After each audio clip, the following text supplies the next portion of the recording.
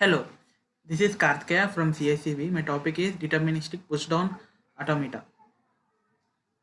In automata theory, a deterministic pushdown automaton, DPDA or DPA, is a variation of the pushdown automaton.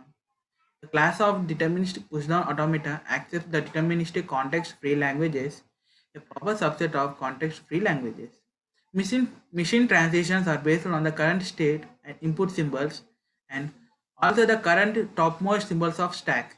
Symbols lower in the stack are not visible and have no immediate effect. Machine actions include pushing, popping, or replacing that stack top.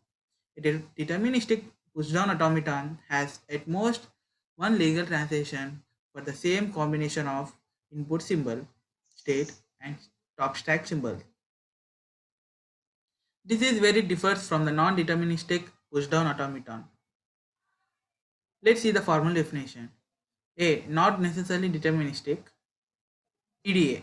Pushdown automaton. M can be defined as a 7 tuple. M is equal to Q, sigma, gamma, Q naught, Z naught, A, delta. Where Q is a finite set of states.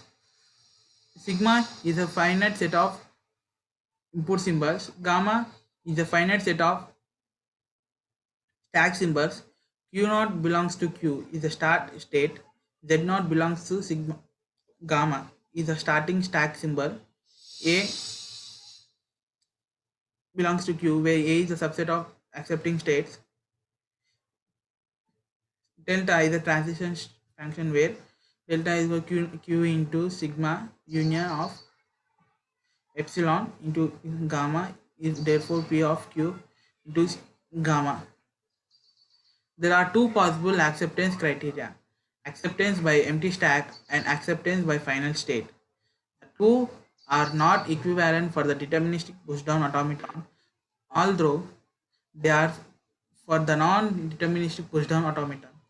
The languages accepted by empty stack are those languages that are accepted by final state and are prefix free. No word in the language is the prefix of another word in the language. The usual acceptance criterion is final state, and it is this acceptance criterion which is used to define the deterministic context free languages. Languages recognized. If L of A is a language accepted by a PDA, pushdown automata A, it can also be accepted by DPDA, deterministic pushdown automata, if and only if there is a single computation from the initial configuration until an accepting one of or for all strings belong to L of A.